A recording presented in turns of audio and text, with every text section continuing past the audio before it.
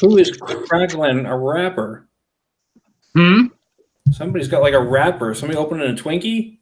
Oh no, I'm sorry. I'm opening another pack of cigarettes. Okay. Gotta have that Twinkie. All right.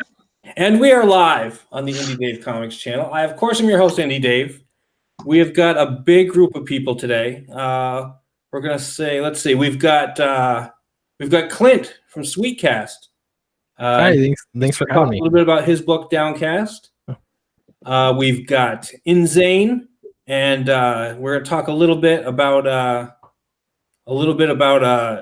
his book, The Elemental Balance. We got Mike Murphy, who's getting ready to close down Samurai and Dinosaurs. Hello.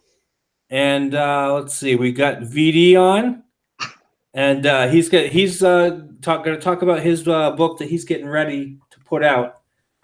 We got the round table out here, and we're going to give him some hints and some, do's and don'ts. And I don't know if you heard my kid in the background.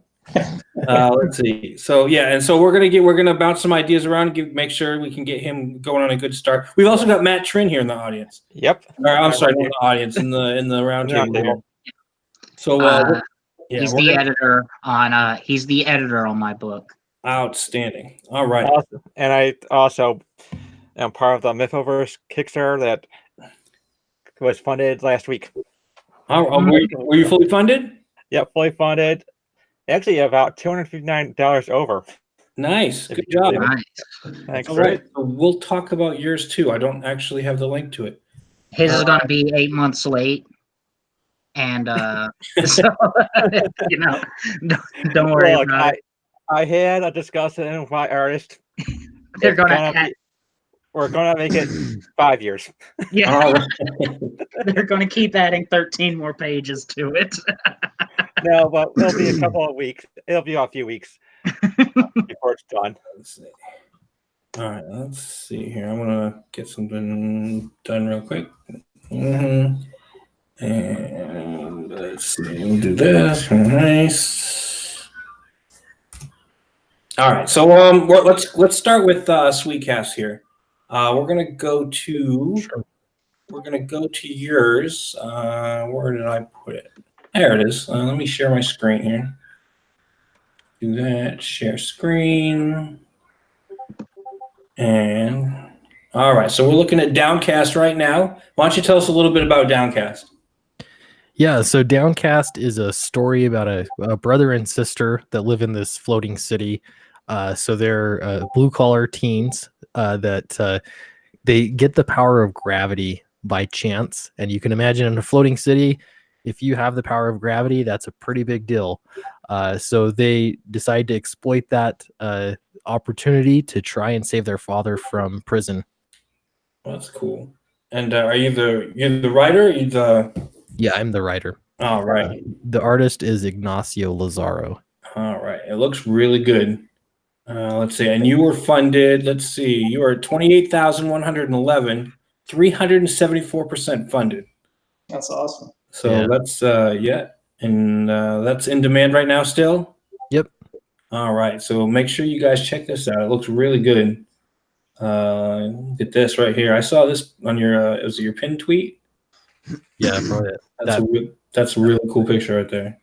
Yeah, that was done by a friend. His name's Chaz Walgamont, and he does a lot of digital painting and animation and stuff like that. So I was pretty lucky to get him to do something for comics. So yeah, that's the print. All right, and we'll just go over the tiers real quick. We got a lot of people, so I don't want to spend too much time on everybody, but we want to make sure everybody gets seen. Let's see. There's your $15 tier gets you a signed copy with the first cover A. Let's see. And everything looks like everything's due in January next year. Yeah, we should be finished before that. Oh, I'm right. very conservative with my estimation. That's always a good idea. Yeah. All right. Let's see. Signed copy, cover B. That one's $20. And why is that one a little bit more? It cost more to make. That's a cover by Matt Weldon, and commissioned him to do the cover, and it's also that's the Indiegogo exclusive, and so we just wanted to make it special. Initially, I didn't have it separate, but a lot of people said they wanted the option of having it separate. Also, So that's the Indiegogo. Oh, hold on. Sorry, I turned my phone up. It's special. All right. Well, now that's cool. That's cool. Let's see. And you can get the double dose, $25, both signed covers. Let's see. And then the limited print, which is the looks like that's that picture of the girl. Yep. Let's see. You get 10 copies. Is anybody? No, nobody's taking you up on that one. That's cool. a lot of people told me to open a retail tier and no takers. So Yeah, we might discuss that later because I've heard the same thing from a few different people. Let's see. So this is, you get some of the internal art there. yeah. Looks pretty cool. Pretty cool. A lot of these tiers are shut down, already bought out. All right. So let's go now to Mike Murphy and Samurai and Dinosaurs. So Mike, tell us a little bit about your book. Yeah, you got it, man. So the overall pitch is Samurai and Dinosaurs is about an elite group of samurai who are dispatched to investigate a downed meteorite and claims of monsters terrorizing the countryside. Along the way, time and reality begins to break down and warp all around them. And when they reach their destination, they discover that the meteorite has torn a hole in time and dinosaurs are bleeding out from the Jurassic era into feudal Japan. Sweet. And you got this awesome cover by Kelsey Shannon. The one and only, yeah. That's Yeah, we started talking the night that I got funded on Ethan's stream, and yeah, he was really into the project, and we worked some stuff out. cool. Cool. All right. And you're at 8,980, 121%. Let's see. And let's see. We'll go over your tiers real quick. $2, just a thank you support. $8 gets you the digital copy. $20 gets you a physical copy. And how many pages is that? 110 so far. Sweet. So you're looking at 110 pages for $20. Let's see. $20 swag only. What's in that? Yeah, so basically, after we went into just in demand, people who backed at just the basic level wanted to get in on the swag tier level, which includes like a poster and some postcards and some other goodies, but they didn't want to have to like completely rebuy the book, especially once we switched over to Kelsey's cover, and you know the poster is now going to be his cover. So this allows people who already backed at a lower level to get that additional stuff. All right, that's cool. You know, I could have used that on Ethan's book because when I first backed the original tier, I just got the book. And then I felt like I was missing out when I didn't put in for like the ash can and all that other stuff. Right. So I got that one. I re-backed it when the latest one came out, just so I could get all of those ash cans and everything. It would have been nice to if he just opened up an ash can tier.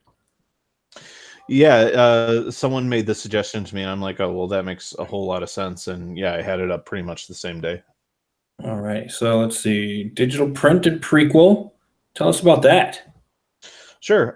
So that'll get you both the digital and print versions of the book, and also a 16-page Ashcan mini comic that's going to be written and drawn by me, called The Cabin. And originally it was just planned to be a very kind of low scale, low stakes, intimate story about two people affected by the meteorite crashing. And it's still that, but it's kind of grown as we've started talking about potential sequels to Samurai down the road. Alrighty. Let's see. There's the swag bag. That's the book plus all the swag, I assume. We get to support the troops. Tell us about that. Yeah, it's 2 copies to you and 3 copies to the troops via Operation Paperback. Nice. Nice. Yeah. Alrighty. 15 original art. So you get to selling some pages. Yeah, we page 15. Yeah. Yeah, we had 6 pages and we're down to just 2 left. All right. That's cool. Yeah. That's a good bump on the numbers. Mm-hmm. All right, and there's page 48, and that's all the same thing. $500 character art intro. What is this all about? Yeah, so Sergio, when he sent me the pages all the way from Spain, I was anticipating just getting them, but he also included the kind of through line through the entire book is each character gets a flashback introduction, and the start of that flashback is kind of a Shaw Brothers character intro splash page, and he sent me all 8 of those. Cool. Yeah. So if you're interested in having 8 character portraits of the entire cast, all bundled together, that's for you. All right. And if you haven't checked out his campaign yet, he's got the first was 11 pages. Yeah, the first 11 pages, and we also have posted the bookmark, which was our 8,000 stretch goal, and the bookmark is by Francisco Narde of The Good Night. All right, that's cool. Yeah, so you can go onto and get a kind of a hint of what's going on in the story by just logging in and checking out Samurai and Dinosaurs. Yeah, totally. On Indiegogo. All right, and now Zane, we're going to talk about the elemental balance a little bit. So the elemental balance is basically a story about 4 strangers from around the world who die by natural disasters, but then they are resurrected by its essence and then gain the power of the elements. It's not like your typical superhero story where they're trying to like save the day. They're just trying to figure out why they got these powers, and then they realize they didn't get their power. They didn't get their powers by accident. Something happened that caused it, and they're being hunted ever since. So that's the short spiel of it. All right, now I'm looking at it. I'm seeing you can get the 4 comics. Mm-hmm. I think I only got the 3. Really, you only got 3? I don't remember getting the 4th one, but I think when I bought it or when I backed it, it was only 3. Yeah, probably because this one is. Oh no! You know what? I'm gonna have to double check because I know the 4th one is the Fire Girl. I'll have to reread them. Okay. I completely forgot that there was a 4th one. You're ready to do the. You know what? I got confused. You're ready to put out the 5th, or you're planning on the 5th. Yeah, and the 5th. That's my confusion. That's what happened there. 5th one is actually called Chapter V, Roman numeral 5, but also there's a reason for it based on the story. But so anyone who's read all 4 chapters would know why it's called Chapter V. Yeah. So for $30, you're going to get all 4 of the first 4 comics in the series, and it's a really good deal, and they're really good. I've read them and I really like them, yeah, it's a super deal. And then the 5th one's about to come out or will be coming out soon. Right. So let's see, and then you get the paper action figure. Yeah. All right, and then you can get the digital, just 1 for 4. Let's see. Get it signed for an extra $5. Let's see. Download all 4 for 10. Look, I love this cover. I love this cover. Is what sold me on actually picking it up. Oh wow. Yeah, it's really nice. I like it a bit. I like it a lot too. It's super cool. Let's see. Print single issue for $10. You can get just chapter 4 for $15. So this one is actually a returning Big Bang bundle, which comes with like extra goodies and stuff. Okay, well, what's the extra goodies? Let's see. Bookmark, wristband, metal pin, and 5 more items. Yeah. It's a big swag tier. And you can get one of these too. You still got these left? Yeah, I do actually. Yeah, we get this necklace water elemental, which is actually in one of the books. Yeah. Let's see. All in, free world shipping. Wow. Free world shipping. That's $75. Let's see. $100, become an agent cameo. Let's see. $200, commissioned art. And become a boss agent alchemist for $500. All right. Nobody want to be a boss agent. Actually, on the $100 one with where I got 3 people that ordered, they actually got the alchemist badges as well. Oh, nice. So it looks like they're an employee, and I commissioned to draw them onto those badges. So those are already been sent out. And by the way, all my rewards have already been mailed out. So cool. I know I got mine. All right, so you can everybody, if you haven't checked this out, I mean, there's a lot of the really cool art on these books here. Yeah, I like the art on this one. It's got a bit of a '90s vibe to it. I like it. Yeah, definitely. Yeah, there's a lot of cool stuff here. All right, so we're gonna come back then, and come right back here, and that, and all right. So let's talk a little bit. Why don't let's see, VD? Why don't you tell us a little bit about your book? First, look who popped in while we were There showcasing. it is. What's up, fellas? What's up? Oh man, Hey, really Elliot. What's up, man? You know what? Before we get in your book, since we got Jerkmonger here, we definitely got to go over his book. Oh yeah. Oh, go ahead. Go ahead. Go Do through. this real quick. Let me go back into my screen share and boomer this up a little bit. And Doom Kicker. All right, Oh, Elliot Fernandez. Tell yeah. us about Doom Kicker. Doom Kicker. Doom Kicker is an everyman story. The kind of concept that I've always wanted to tell, as far as like just average people set it in crazy, unimaginable situations. It's about this guy in a very small town in West Virginia who wants to be something that he's not, and he's pretty depressed. And as the depression is setting in, he discovers something crazy that adds a little spark to his life, but not the kind of spark he was hoping for. And he encounters a supernatural event in his town that not only has the impact in his town, but also could have impact around the world. So that he has to, answer the question, what would you do if doing the right thing would cost you your soul? So it's going to be fun, depressing, angering, and sedating all at one time. It'll put you to sleep while you're angry. No, I'm just kidding. No, it's an adventure, supernatural adventure. I don't know. I'm not even sure how to talk about it anymore because there's so many monster stories, which I love. I'm so glad everyone's doing some great new monster stories and science fiction and fantasy stuff. I feel like comics have been missing that for a while, at least mainstream comics. So it's been great to kind of come in and really indulge in something that's unique to the industry anymore. But so it has a little bit of an EC Comics vibe, little dark, scary stuff. Maybe it's some of that dark humor as well.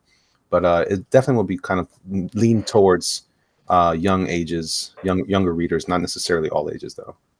Okay, yeah, and you're working with Doug, so you know there's going to be some of that humor in there. Yeah. His brand of humor. So we're talking more Creep Show and less Junji Ito. Yeah. Sounds Definitely great to me. show. Yeah. All right, let's go over your tiers real quick. $100 early bird special. What are we getting with that? That's what you're getting, the two regular prints that come with the campaign, plus the 2 metal prints, which represent each of the covers. There's my cover and then a cover by Mike S. Miller. Nice. If you scroll up, you'll see his cover in black and white, and I'll have to get that colored soon, as a matter of fact. What's this one? No. I mean, scroll through. Oh, scroll down. Yeah, scroll down. Okay, Sorry. We'll get to that one in a second. Let's see. Comic with signature, $25. It's pretty standard. I think that's what I got. Yeah. There we go. Mike S. Miller variant. Right. Let's see. Is there a picture? Oh, he's still working on it. No, the picture of it is underneath the one to the left there. That's my cover. Oh. All right. And if you scroll up a little bit more, you'll see his. Right there? Yeah, that's Mike's. Oh, okay, we gotcha. Yeah, his is a little more traditional, more realism in his work. Yours is a little more Bruce Campbell, and his is a little more Fred Flintstone. That's good. Let's see. Yeah, so $50 gets you the Mike Miller variant cover. It looks really cool. I mean, you can't beat his art. Yeah, that's actually for both covers. You get the regular and the variant. All right. So let's see. For $100, you get the retailer pack, which we're going to talk about later. Yeah. You actually got somebody claimed one. Yeah, I'm surprised, but it hasn't only been the one, so okay. I don't know what that means. Right. Oh, it's been more than one? No, just the one. Oh. I almost took it down. It's like, maybe this won't do very well, and then it did. Someone bought it, so. Yeah, so we're gonna look into that a little bit. I think we'll see what comes up. Let's see, head sketch by you, I assume. Yep. 125.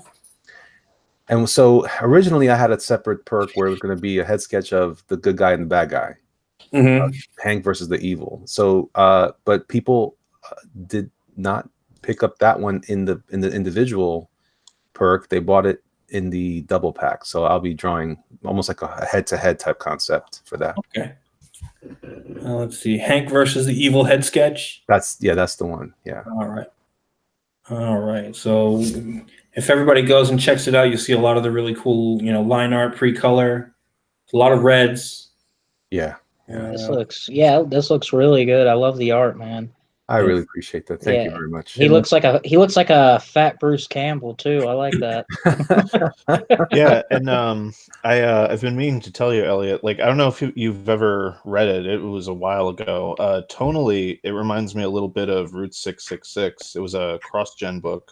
I remember that. That was with a girl, right? Yeah. A female antagonist, a protagonist. Yeah. I never actually read it. It's not that was a little, I think, darker than what this is going to be. Okay. But it has some of that vibe. I would agree. It looks great, man. Thank you very much. Wow. All right. So we got Peter Samedi in the chat. I don't think he's ever been on my show. Thanks, Peter, for showing up. Let's see. Noah, the Hyper Potato. Let's see. Well, Peter said Doom Kicker with the red circles. Woo! The Hyper Potato says, I would hope there would be Atari Force. He's been really pushing that Atari Force. I know what's going on with Atari Force. Sure. Yeah. By Atari Force, you mean I'm going to force an Atari on you? Probably. No one wants that. No. Ben Hennessy is on.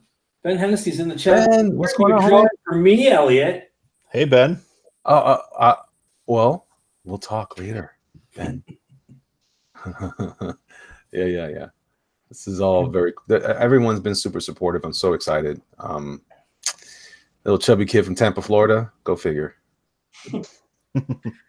All right. So what we're here for is, first of all, let me undo that. Come on. What's going on here? All right. There we go. All righty. So we're all here for VD there. We're going to talk about everybody's experiences a little bit. The main topic is going to be building an audience, because VD's he's looking to get his book going. We want to make sure he gets a good start, and for that you need a good audience. So let's see. Let's talk. So Elliot, tell us about your experiences. How you what you think that somebody starting out. What's a good way to start out building an audience? Well, I guess it kind of depends on what platform you're talking about. I don't want to get too weird now, right off the bat, but I think in general, I would argue that building an audience is about connecting with that audience, with starting with a small group and building out from there. And I think that that's totally possible. It doesn't seem like it sometimes, because you're usually, maybe you're broadcasting to like, 2 people or yourself, or by yourself. I would say that it's a matter of diligence and persistence and consistency. So for me, I can't. It's ironic you asked me to speak first, because I have a copyright strike. So I would say first, don't get a copyright strike. Right? That's always bad. And but before I got to that, though, I was actually still building regularly, and it was because of a consistent. Now, if I could say this, I would be great to have a specific time to come on and give people a specific time to visit. That would have been probably helpful than being as random as I've been in the past. But where I can speak a little bit more to is my crowd on Instagram, and that was using those same principles. And the only reason why I'm saying that is because I didn't know how I did it. I wasn't paying attention to any specific formula. All I was doing was just posting up as much as I could, and it was just, I think it was good quality stuff. So I always resisted posting pictures of my salad and my dog, and I only posted pictures of my artwork. And I would post pictures of my artwork in stages. So how does that translate maybe to video medium like YouTube? Maybe it's more about the people, this kind of stuff, having conversations about the process, getting people informed about stuff that they've always wondered would be the way to do it. How do you get in? That sort of thing. So I think that's a great way to build your audience. But finding those things where you can connect. I've just discovered a guy who's got over 700,000 followers, subscribers here on YouTube, and all he does is these quirky little pen demonstrations. I love it, and he's just being himself, and he's having a good time with his camera primarily. Yeah, I think when being sincere is an important part of that process, I would say. And that's probably the most important part. And Elliot, I want to add to what you kind of said. I think with showing the process, people feel vested with it. They feel more, involved in the process and feel more connected to it. So I totally agree. I agree. Yeah, every way you can get. I guess maybe even saying that getting your audience or connecting with your audience can be a little vague.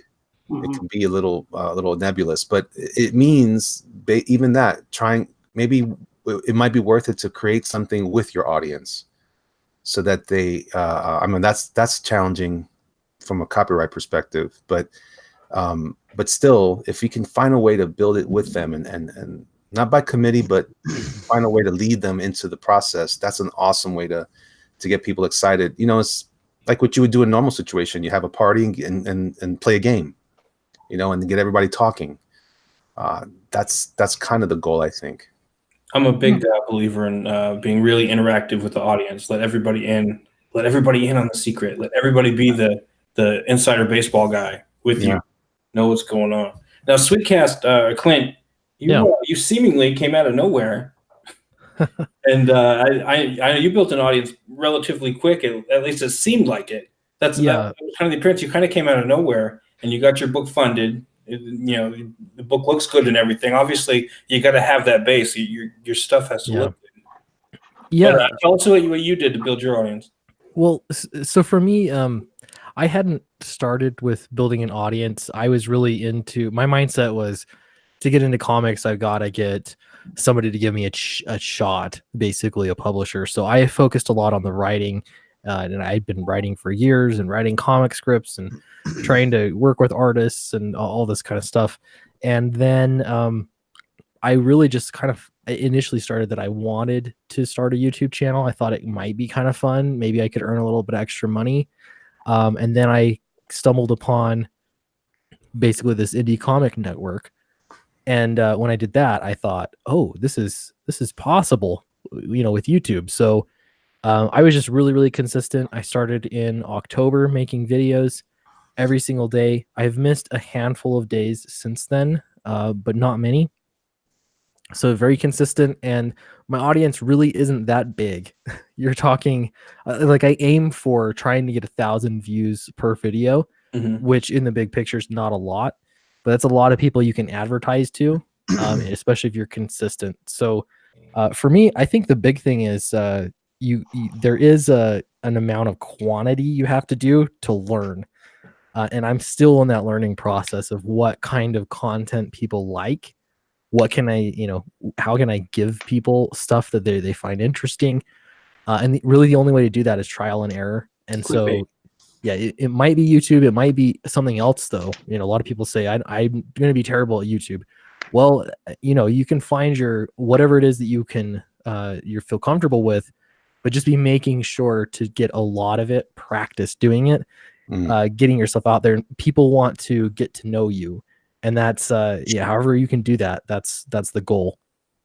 I've heard Instagram is a really good place to advertise, but I went to it and I understood it less than Doug does. It was just so alien to me. I couldn't figure the damn thing out. That's funny. I have a hard time with Instagram myself. I find it the easiest, actually.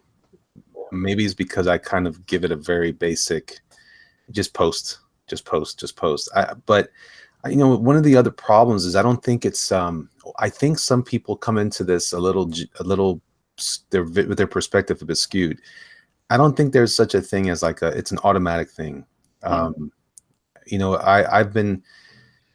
If you look at my Instagram account, I just just went over 5,000 posts. I have over 5,000 posts now, like 5,003 posts, and I've been doing it for about 4 or 5 years. So I guess that would average about 1,000 posts a year, and you break that up into how many posts a day. And so I think that there's, and that's why I say I don't know how I did it, because I didn't purposely set out to build an audience. I just was posting. And I think the same thing can apply here at Facebook. I think Facebook. What am I talking about? Here on YouTube. YouTube. Facebook is challenging. Now, granted, Instagram is challenging because of the algorithm now. It adopted the Facebook algorithm. That's probably why I was mentioning that. But I think what people still want is sincere content. And to Clint's point, frequent content. So at the very beginning, I was posting 4 to 5 images a day, usually around lunchtime, because the majority were at lunchtime, because I would do like lunch doodles. I used to call them that, lunch doodles, and I just sketch whatever I was in, whatever sketch paper I had, and I would take shots of it, and I would post them with pictures of my pencils and which tools I was using. There's a variation of that, I think, here. So I just think it's a matter of just kind of like I would even suggest finding ways to kind of make them work together. All the social media platforms working together, how you could link them. You could post something here that leads to your YouTube channel and vice versa. So that you can try to cross-pollinate the audience as soon as possible. Because if you wait too long, like me, it's so hard to get them over. That's to me is the challenge, is getting my followers on Instagram over to YouTube. They don't seem to want to come over much. Yeah, I've actually found, because I have an Instagram and I haven't posted that much lately, but I'll still get 2 or 3 followers a day, and I'm like, what? And I appreciate it, but I'm like, where are these people coming from? And I think a lot of it comes from, I guess some people watch the interviews I've done, or they'll catch me on I posted something on Twitter or something, and then they just kind of, I think once they get on to Instagram, they kind of look for people they know already or have seen, and I guess maybe that works all the way around. But I mean, it just baffles me. I'll be looking at my phone, I'll get a notification, you got 2 new followers. I'm like, from where? Yeah. Another thing is you just got to be social and talk to people. And even if you're doing a YouTube channel, you got to comment back to those. You got to read the comments and talk back to them. Comment back. On Twitter, you got to talk to people. You can't just sort of sit back. And this used to be my method of, especially for writing, no one can see it. So I would just write and just, send out submissions and just hope that I would get discovered. And that's a terrible way to do it, especially as a writer. So yeah, you've got to talk to people, and don't be afraid to talk about your project. Frequently. It really doesn't annoy people. Maybe if you're trying to sell it constantly, but just talking about your project, we're all into comics. So, I like hearing what projects people are working on. So yeah, just don't be afraid to talk to people. Now, Zane, you didn't originally come from comics, right? No, come from corporate America. And I quit corporate America to do comics, so call me crazy. But yeah, I actually wrote contracts instead, and Very similar. Yeah, so great transition. But yeah, so for me, I think what helped me with the audience, or where my focus was, and by the way, I'm kind of on the front end of it, so I'm starting to build an audience. But for me, was trying to bring the professionalism into comics, making myself more reliable. So whenever I make something, I want to meet or exceed expectations. So a lot of times, the responses I get back is that they never expected to get what they did, because if you just even look at my packaging, I put a sticker with my logo in it, and I do represent my logo a lot because I do believe in the power of branding. Yeah. Because if I were to just represent Elemental Balance, well, once I'm done with this series, it's like I have to start all over again with a new one. I mean, maybe there's going to be an audience who will remember my name, but I try to focus as well on my brand. And I want to do it early on. So that's kind of where my focus has been, and mainly the way I've been able to kind of get my initial audience is, like what everybody else is saying, talking to your audience. It feels like a slow process, but just recently, and I've been doing this for I think about 6 months or 7 months, and just recently I've now starting to see some of my readers are now talking amongst themselves, and I think that's where you get the value of talking to people and proving yourself, because now you're going to start having other people indirectly promoting you. And so kind of on that front end for anybody who's, starting off, to kind of maybe possibly approach it in that way. Yeah, building that community is important. It would think some people call it your tribe. Yeah, just talking to them. And by the way, I wouldn't disregard Instagram at all, because I do have a following on Instagram. The advantage I see in Instagram, and is just probably just me, but it seems like whenever I post something on Twitter, it just gets buried under other people's posts. So I think the algorithm that they say to be relevant in Twitter is to post 5 times a day. Whereas in Instagram, it seems like I'll do one post, but people who are my followers, they'll see it throughout the day. I don't know how exactly that works, but it seems like I can do fewer posts and be more effective through Instagram than Twitter. But that's probably just me. I don't know. Yeah. And if I can add one more thing, is that to have fun with it. And if you don't like a particular platform, you don't have to use it. Do something that you can enjoy. And I really think there were probably like 2 or 3 nights that I just didn't feel like making videos since October, and it was hard to force myself to do it. But generally, I enjoy doing it, and that's made a huge difference. I don't think I'd be able to be consistent if I wasn't making fun, and just enjoying it in general. So it goes hand in hand with making comics. Making comics is fun, and so you got to make promoting it and building your audience fun too, if you can. And Clint, I don't want to dox you or anything, but what do you have a regular job on top of making comics and doing the broadcasts? Yeah, I do. Yeah, so this is it's time management too.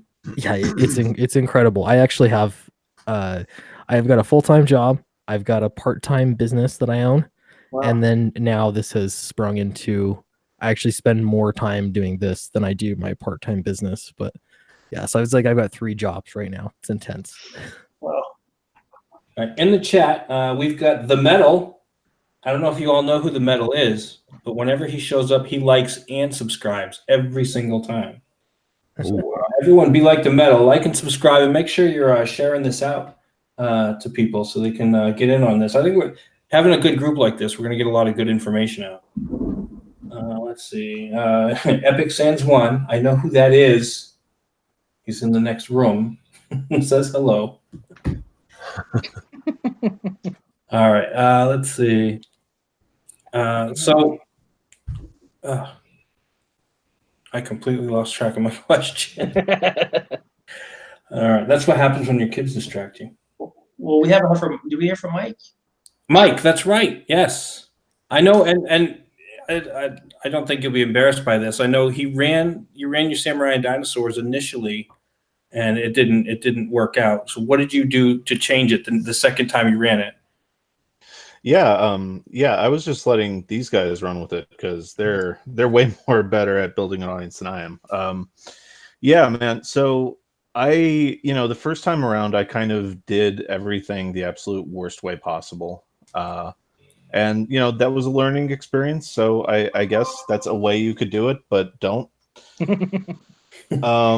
So I launched in December, the worst time to launch a campaign. And I guess if there was any benefit to, having to relaunch, it was the community kind of got to know me over the course of like 2 months. And by that point, everyone was like, oh, okay, now we're ready to take you seriously. So, like for me, as far as building an audience goes, like I'm still building it. And I think my social media of choice is probably Twitter. Like I am trying to grow my YouTube channel, but YouTube is a serious grind. And between, working as a freelance writer artist and trying to keep, chibi comics going, and now raising a 10-month-old. Like it's like you guys were saying, it's time management. Yeah. So like with Twitter, whatever my thoughts on whatever subject is, like I can fire that off and just engage with whoever wants to engage with me throughout the day. So that's kind of what's easiest for me.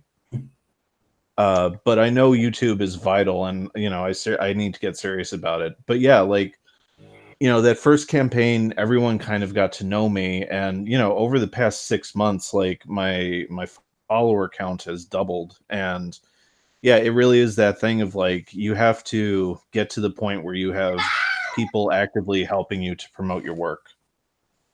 Yeah, you say that, but because Twitter is my social media of choice as well, though I don't know that I use it as effectively as I could. I try my best, though. Excuse me. Yeah, for sure. I mean, like through both campaigns, like my phone was never not in my hand. It's, especially when you're running a campaign, it's kind of vital to always be there when someone's trying to get a hold of you. Not only because it could lead to opportunities like getting to know, all the great people on this panel, but it could also lead to potential sales, fans, and, growing that base. So yeah, like you just kind of have to, whatever your social media of choice is, you have to commit to always being on it when you're running a campaign. I'm going to suggest, because right now I'm working on building my audience. I'm going to have probably in a week or two, I'll have an announcement for a project that I'm involved in. That's going to be a pretty big deal for me. It'll be my first real comic project that I think will do well. Well, my first total at all. But it helps being on, my show doesn't get that much of an audience. I mean, we're still pretty small, but we're trying to build our audience to find some of these other guys and, get to know them, build a little bit of a relationship with them, like Narwhal and those type of guys that have, a slightly bigger audience. And get into some of those guys and chatting with them, and just talking about comics, talking about art, talking about writing, talking about all these different things. Get in with them, and then people get to just see your face around. Just going to different ones. They get to see your face, and your name gets a little bit recognized, and then they might catch you on Twitter and be like, "Oh, hey, I think I saw that guy the other night. I'll follow him and see what's going on with him." Yeah, that might be a problem with me for Twitter and YouTube, because my internet persona, we'll call it, has been permabanned from Twitter on several occasions. But you do have the Whipporwills account, right? Yeah, Ruin. I changed the name to Ruin after Doug's friendly suggestion to change it. Your name was a little too poetic for him. I guess so, but we kept it, and we're going to use it as the subtitle for the first arc. While you talk, why don't you tell us about your book? Sure. I had DM'd you some whole bunch of pictures. Yeah, that's some of the artwork. It's not all of it. Mostly of the characters, though, because we're still early in it. It's a how would you describe it, Matt? Matt's the editor, so, and I guess he was away from the computer. Well, I'd say that it's more of a post-apocalyptic psychological horror. Yeah, I think that works. I think that's a pretty good description. Very post-apocalyptic psychological horror. Very much inspired by. I get a lot of my inspiration from video games more so than comics. I love comics, but I just grew up playing video games, as my first love, and so a lot of the influences for it come from things like The Evil Within and Silent Hill, especially. And who are you looking at? That's Kimberly. That's our main character. She's actually, with her permission, she's based off of one of my favorite YouTubers. Her look, her name is Girl Gamer Gab.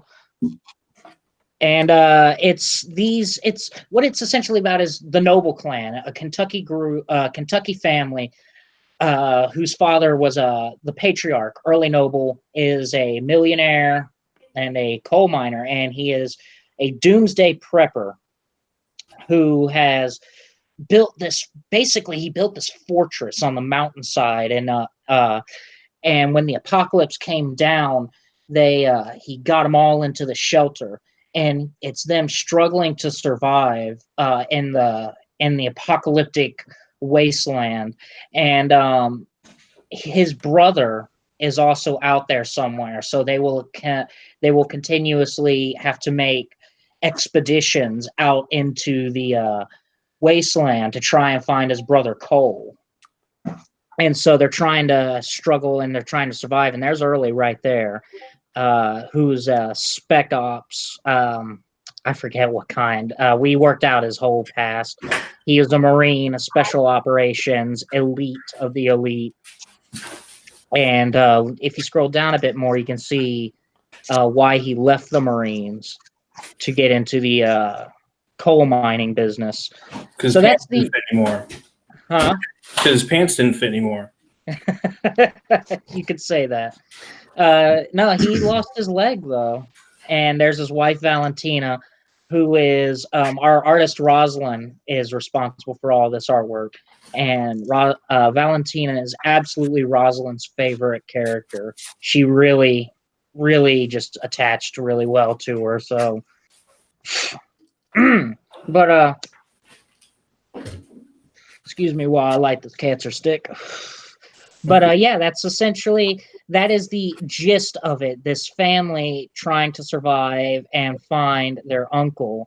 And it's got, I don't know how much I can say without giving away spoilers. There's Lowell, the older brother.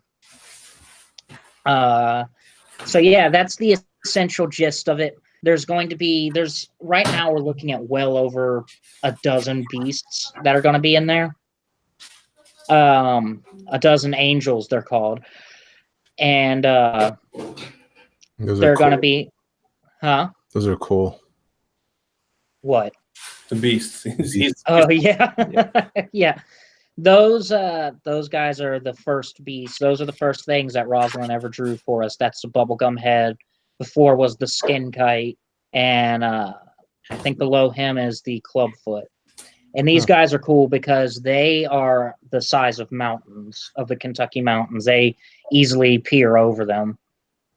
So they don't make a lot of appearances, but they're definitely in there. And these are just rough sketches, which is why they're not, they're just not complete. All right. So you're basically straight. What's that? You roboted. I'm sorry. Yeah, my wife and kid and daughter just came home, so they're kind of making a little noise. So your story's straight horror. I would say straight horror. I mean, I guess you could say that in the same way that like Silent Hill is straight horror. In which I mean by that, if any of you are familiar with Silent Hill, it's very much it's not a typical horror, but it is a unbelievable horror in Silent Hill, and I'm very much inspired and influenced by that game. So that's what that's what I'm trying to live up to, would probably be the best way to say it. Okay. So those were the characters we've got down because we're still very early in production. So we are working on a small promotional piece right now, the next promotional piece. And then we still have Cole to put down, Cole is a lot of fun to write. You need to think of, because Cole was Early's older brother, and you need to think of Early as the kind of guy who, if he didn't meet his wife, he would have like moved out into the mountains and lived in a shack surrounded by bear traps with a single shot rifle and just some old dog with one eye, and yelling at the squirrels and such, Cole is basically that if if Early had never met Valentina, that's what Cole essentially is. He's the kind of guy who will like lift up a rock and eat the centipede beneath it if he needs to. So he's a lot of fun to write. So the audience you're building, I mean, it's a comic book, so a comic book audience, but you're also going to want to find where the horror people are. Oh yeah, definitely. That's what we're going for. Especially, I think the designs, the characters, the way the story's told. Like one of the things I always say is these characters, they're not heroes. They're not terrible people either, but they're just, despite like their fortress and their eccentricities, they're still at the end of the day, they're just normal people. They're the kind of people like if they put you, all right, like Early, for example, let's say use Early. If he saw like a school full of people in danger, if it endangered his one child, he would not go rescue them. Even if he could, he still wouldn't do it. Because realistically, I think most people would make that decision. Realistically, most people would say, well, my family's more important than, your family. And that's essentially the kind of characters we have.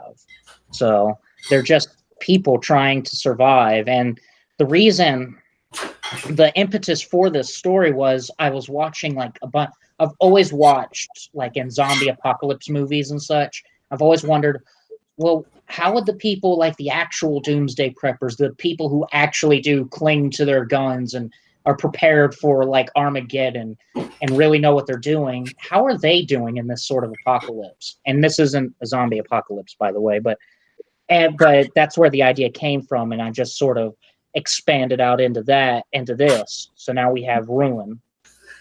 All right. So once you find that crossover, you're going to find where the comic people who are also horror people meet. You're going to want to know where just horror people meet, because you're going to want to bring those people in as well. Because there's a lot of comic book stuff on Twitter and all that other stuff. This is why I think Instagram is probably going to help you out a little more. Another one would be going to like Comic Cons. I think they have like horror specific Comic Cons. Mm-hmm. And that would be a good resource to find audience as well. I don't know if I want to put my face out there. I don't have a very friendly past on the internet, so. So I don't know. I'm curious what the other folks here think, but when I posted like 3 Indiegogos that failed, and I made this video and it was really fancy and whatnot, but I actually got a few comments saying that it feels very like a sales pitch or very like an advertisement. And then I changed it up and I made a video where it's me talking about my project, and the response just changed tremendously. I don't know what it is about just the face-to-face interaction, or just, I don't know if it kind of goes hand in hand with building that, connection, but I'm curious what other people think here on that. But that's kind of what I noticed was, showing my face or talking about my project changed things. I know lately it's come up about that, and a lot of people are of the opinion, especially for comic book stuff, you don't need a video per se. Just show some of the best art in that top part of the your Indiegogo campaign. I've heard people say that. I kind of disagree, actually. I think that your video is a great opportunity to pitch your book. There's a lot of artwork there that people can see. It's easier to show them it. But you also you've got a story that should be doing some work for you too. So for me, I know, like, for example, I don't know if you all saw the video when your boy Zach kind of roasted my campaign a little bit when it was like live for a day or so. But when he went over it, it was really instructive to me that he sort of pointed out some of the things he would change and the things he liked. And for him, he said he watched the video and it made it sound like it was a good book. Like it sounded good to him. And so to me, I'm like, if you have an opportunity to take any little edge you can, and that's just making a video, and my video was super low, like it definitely could have been done better, but just at the minimum, pitch your book, make sure you got your pitch down, and sell it, and you can do that showing your face or whatever, but I don't think it needs to be scripted or high production, but you should. I think it's helpful. Mhm. Can I get a link to that video? I'd like to check it out later. He's got so many videos, it's impossible to find one in specific. I bet he's of his. Yeah, Sure. the one my pitch video is just on my Downcast page. So on the Indiegogo, you can watch it right there at the top. All right. For me personally, I dig videos attached to campaigns, but the smartest thing I did when I went from the first campaign to the second campaign was I just focused on almost making it like an animatic trailer instead of like trying to talk my way through a pitch. Because as I was putting it together, I realized like, people are at the Indiegogo page if they're seeing it. Most likely they know that I'm trying to sell them a comic, so that aspect of it doesn't need to be there. And like the reception that I got to it, like basically once I ripped my voiceover out of it and I just left the music and the artwork like an animatic trailer, like people seemed way more receptive to that than the first trailer. So I think that's going to be my approach moving forward with all our other campaigns. I think that might be, if I do a video, that might be best because, Matt and I, we both have a voice for novels. So, Or you can get somebody to help you do it too. Yeah, This one has a decent voice for that. I think Rosalind might be able to. She has a very appealing voice, I think, but I don't know if she'd want to. No, Bud's got to help Buds. That's another thing too, is Excuse me. getting a hold of other people who've already done it. And I found everybody seems really open to helping each other out. It's that whole. I mean, I've probably heard it a dozen times this week. Rising tide lifts all boats. Mhm. Yeah, I think that's super important. I think it's difficult because everyone has a different look for their book, a different tone for their book. Whether it be the story itself or whatever. Somebody mentioned earlier about getting the right audience. I know that I have a good friend who a close friend that he wrote and drew his comic, really good artist. But it was just a weird book. And he would take it to like shows like here locally. I live in Tampa, Florida, or MegaCon, and he like, man, no one's responding to us. I told you, man, this is not a book for your mainstream audience. This is like a college student book or something like that. So sometimes you really have to think about the demographic you're hitting, and that just because you're part of a comic book community doesn't mean everyone in that community is going to dig your comic. Mm-hmm. What we share is the format, not necessarily, like I don't read all comics. I only read specific comics or whatever. So that's really important. And then, but then when you do have that group, and then they become closer with you, and they're helping you push or pull something together, why not get help from people? There's nothing wrong with that at all. I think that's even better. And sometimes it's almost like having like another quote unquote celebrity voice in your project. Imagine if you can get, I don't know, Clint to pitch your book for you. And like, oh my gosh, was that Clint? Was that Sweetcast? Oh snap! And they're like, oh man, I'm down with that kind of thing. I'm being facetious there, of course. I'm not that Clint was a great pitch man. I'm just saying. Yeah. Or Edwin Boyette. Boyette. Right. He's got a great voice. Yeah. That's the thing, is there are a lot of people that are willing to help if they can in different ways. And yeah, it's all about just talking to people. I need to find someone I need to find that demographic, that horror demographic in comics, instead of just comics as a broad demographic itself. You've got that appeal because you've also got a kind of Lovecraftian stuff. So there's a whole section of people that are just big into Lovecraft. Yeah, I need to actually speak on that because I feel like some people are getting the wrong impression of that. Because this is this isn't like a Lovecraftian book. It's got sprinklings of Lovecraftian, but it's more like Justified. If anybody has seen that show, it's more like Justified meets Silent Hill or Jacob's Ladder or even The Evil Within. So Yeah. it's not primarily a Lovecraft book. But it's got those elements. It's got enough of the elements that Yeah. would attract those, that kind of audience. Psychological horror. Mm-hmm. Yeah, I wouldn't dismiss it. I would embrace that. I mean, if people say that, like, yeah, I remember my old boss would say, hey, if you like it, I love it. That's what he taught me. If that's what you think it's about, sure, it's got some of that. Don't take it away from people, because sometimes I think we get too localized and we're only hitting that one little niche. Well, it's not. You just go with the horror part, and then see if it appeals to anyone in that bigger room. Mhm. And eventually it'll find its smaller audience, that more loyal audience, perhaps.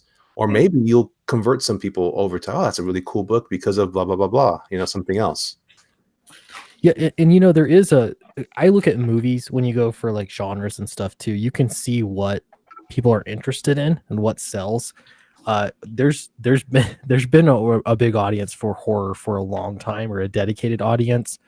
And you can even look at comics. I think of Long Harbor, that looked like a great horror book. Oh, it Sold looks really amazing. well. There are other kinds of books that are going to be harder sells. And I don't know, just like off the top of my head, historical fictions don't sell as well as far as movies go. And I don't know why that is. I think things change over time. Westerns don't usually sell well. And so just a few things to consider before you're kind of thinking about doing a project is you can't expect a really narrow kind of genre to do well to the masses if it's not already. You could surprise people, but not likely. Yeah, so definitely don't try and sell people on the one about a mentally disabled man being forced into a snuff film ring. Gotcha. Something like that. Something like that. Probably not mass appeal. Yeah. Hmm? It's probably not mass appeal. Yeah. Probably not. Well, any publishing company, a writer comes in and they're writing a book. Whoever's in charge, they'll be put on an editor, and they'll tell you right to the market. Whatever's hot at the moment, that's what they're going to tell you to write to. So a lot of time, I know Cal from Shinobi Sasquatch just did a blog, and he said for his, this isn't necessarily everybody should do this. I mean, you write what you write, what appeals to you. But I know a lot of times these writers will come in and they'll have a story, and the editor or whoever they're pitching the book to will be like, "Are there aliens in it? What's really hot is aliens and vampires. You put vampires in it?" They call it writing to the market. And if there's a subject that's really that's really selling hot, you come in with a book, and that's what they'll do. Yeah, I don't know if I could do that with Ruin. It's very much its own thing. Maybe towards Silent Hill fans will definitely get it, and I need to just. There's a lot of horror games that are out. Like the Alien game that came out recently, and stuff, and it wouldn't be bad to try to hook up that audience as well. Yeah, and I would definitely try to reach out to websites and magazines like Rue Morgue and the Creeps. Like they cover comics, and I don't know. This seems like something that would be right up their alley. What was it called? Rue Morgue and the Creeps? Yeah. Yeah, like basically, like if you look on Twitter just under horror, or like if you go to like a Barnes and Noble and just check like the entertainment section, like all the magazines that are in the back because they have the terrible like horrific covers on them, like that might be a great way to try to branch out and spread the word about it. It's not a bad idea. I'll look them up. Rue Morgue and the Creeps. Yeah. And once your book's more put together, you might even like ask them, "Hey, would you mind doing an interview?" Yeah, totally. Oh, excuse me, I'm getting a bit of a cold. The kid here has a strep throat, so I keep muting. Oh, But oh, real quick, because someone had mentioned it real quick, and it just passed my mind. When are we getting a Shinobi Sasquatch Samurai and Dinosaurs crossover? oh man, there are. We've talked. I've actually talked with a couple people about a couple different potential crossovers. For right now, I have to see how things line up with a potential sequel and an artist for the sequel. But 2020 might be a good year for crossovers. That's the next step in the comics 8 books. Definitely. Everybody's starting to get their characters together. Yeah. Yeah, I've got two people in particular. Like we've got stuff cooking. It's just a matter of timing. Hmm. Uh, Did you have another question? I'm just trying to find. I'm sorry. I'm brain farting here for some reason. I don't know why. No, we were talking tiers earlier. I know this is kind of way off subject. That's it. No, actually, I'm glad you had brought that up because tiers is something that I've been wondering about, because what I would like to do, but this is all like I know what I would like to do, but I don't know because I'm not sure exactly how to set up tiers. I know what I'd like to do for stretch goals. Like one stretch goal I would like to do is to do because Bigfoot Bill really got me inspired, and I would love to do a cover that was like a Kentucky like a scrapbook. Like you remember those old photo albums and such that your mom has in her closet somewhere? Mm-hmm. I would love to do a cover with interior pages like that, because this one of the central themes of Ruin is family, which Matt can tell you. It like family just sort of overtook this whole thing. And I think and I really want to play up, and I would love to do a cover like that as a a scrapbook. And I don't know, like I'd also like to do another stretch goal where we add more pages, because right now we're looking at for the first issue about 48 to 53 pages, and I'd like to do more if possible, but printing gets expensive.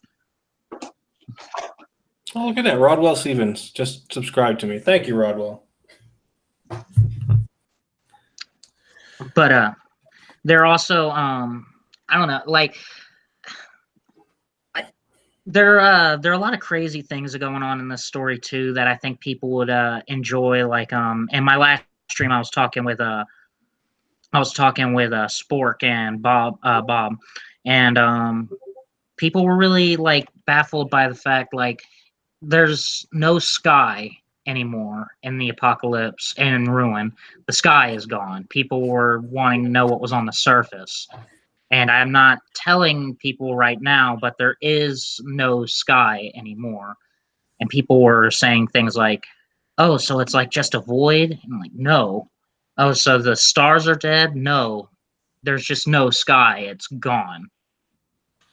So that was a hard concept to grasp. Yes, it is. It is a very hard concept to grasp. But no, things like that. The sky's gone. The sun no longer, or rather, the Earth no longer moves around the sun. It no longer rotates. It no longer is moving. It's just not moving anymore at all.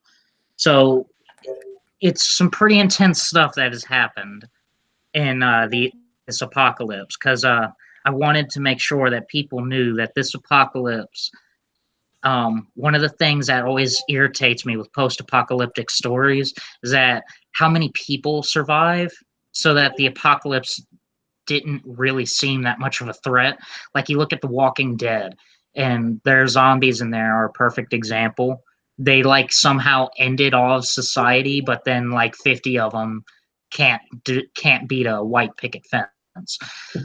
So in this, I really wanted to stress to people that you as the reader, me as the writer, all of us, we would be dead in this universe. We are dead in this universe. None of us in this live stream have survived. That's canon. So I can tell you that. You need to be like. It's a hard way to connect to the audience. Hey, man, Yes, take it care. is. I was thinking I might do a marketing thing where I tell various little very short stories called "Why You Wouldn't Survive," because I found that on a YouTube channel that does that with video games, and it's a hit. People love hearing how they would get killed in an apocalypse. Apparently,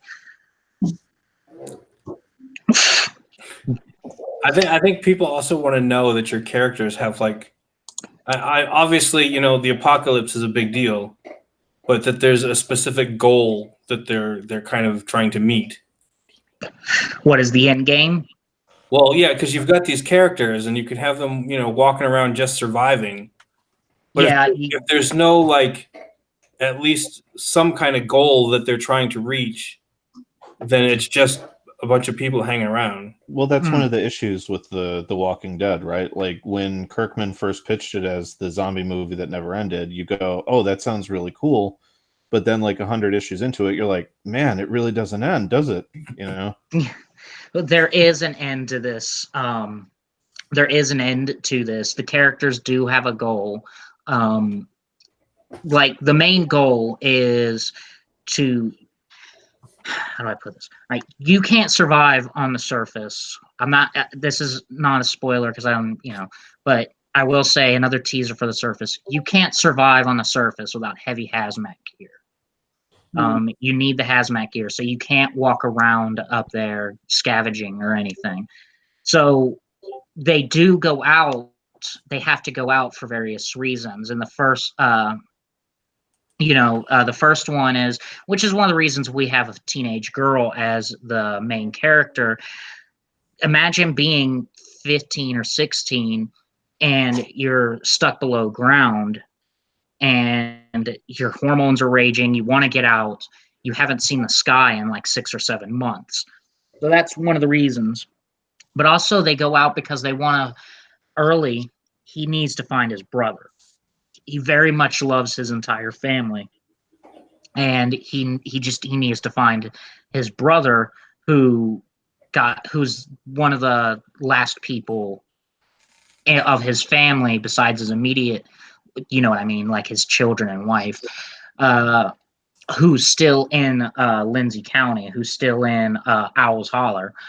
So they need to go out and they need to find him. And there's the first 2 arcs.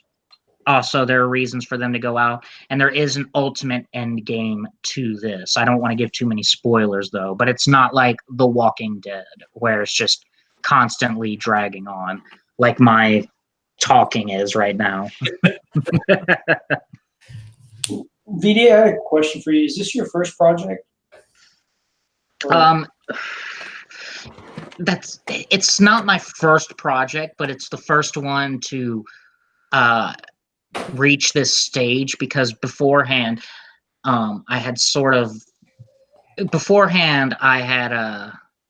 lost hope that I would ever get anywhere, and then Comicsgate happened and I got re-inspired, and then I tried to do another project, which is, I didn't have the experience for. I didn't have the business experience for.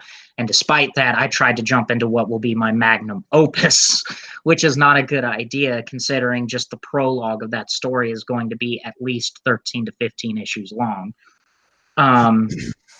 So that ended up falling through because I didn't have the experience. I was way too poor to afford an artist consistently. So this is my first project to get to this point to where I feel like we're going to do this. It's going to happen. And now I just need to build an audience. So fair enough.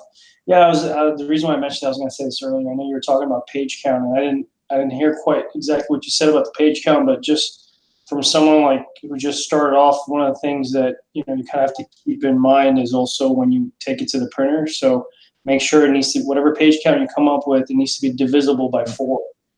And that's how it gets printed. And that's something sometimes people kind of lose track of. Make sure the page count is divisible by 4. Yeah. I didn't know that. Yeah, that's why I figured I'd mention it because, when we started making the stories, we put the panels and we're thinking one page at a time of how the panels get structured. But, this kind of happened to me with my first issue where, I basically needed 2 more pages. So, that was towards the end. If I made it 4 pages, then it's going to drag on. And if I made it less, I'm cramming it in. And I was kind of stuck in that little position, But I mean, I kind of recognized it halfway through. So it felt a little crammed in, but, I was able to fit into that. But I just want to bring that to your attention so you're aware of it earlier on. Or you could also, if you decide that you want to stick to a certain page count, just plan for the rest of the page count to be filled with back matter, Right. Sketches, other things that you can include. Yeah. Well, luckily for us, we do have a backup plan because I do want to include as a stretch goal. The main character, Kimberly Noble, she has a journal that she writes in throughout the series, and so I want to include a few of her diary pages at the end of the book. So if I need to mess with the page count in any way, I can add those. I can add or subtract from those if I need to. Yeah, that's fair enough. But I think you'd said something about Patreon that does bring me up to what I was planning to do with it was I wanted to, because this will be a somewhat long running series, not too long, but it's going to have 4 or 5 arcs. And I was thinking what I would do is I'd launch sort of a Kickstarter or an Indiegogo. I haven't quite decided which one yet. And for the first one, sort of like as a grand premiere, and then move over to new project 2, so that I can do monthly or bi-monthly or every other month, something like that, for the issues going forward. I think Rags does something like that, though I'm not sure exactly.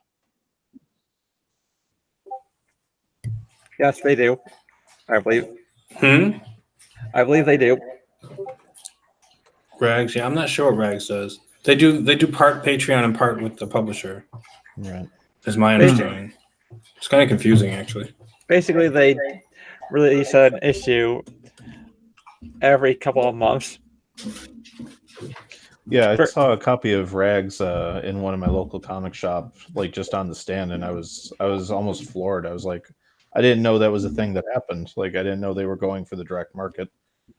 Yeah, they've been printing with Antarctic Press, haven't they? Yeah. Yeah, I got them on my pull list, but there's no set schedule for when they come in. Every 2 months. And what do they do? Patreon? Yep. They have a Patreon too, yeah. Patreon is first come, first serve, as well as the uncensored copies. Who was it? Isn't there someone else who does a Patreon? No, probably. Or someone, maybe I'm thinking of who is it? Maybe I'm thinking of someone who does exclusively in Indiegogo, Vampirella or something. I can't quite remember. But yeah, that was my plan, was to launch it probably on Kickstarter, because I'm just going to go ahead and say it, no reason not to. I'm not Comicsgate. I'm not against it either, but so make no mistake on that. But non-Comicsgate, I think they seem to do a bit better on Kickstarter. I'm not sure though yet. Yeah, it's two different audiences. I mean, I don't know. I've never seen a Comicsgate book on Kickstarter, but I mean, I post mine on Kickstarter as well, just to reach a different audience. I do a little bit better on Indiegogo though, but I mean, personally, I like Indiegogo's format better.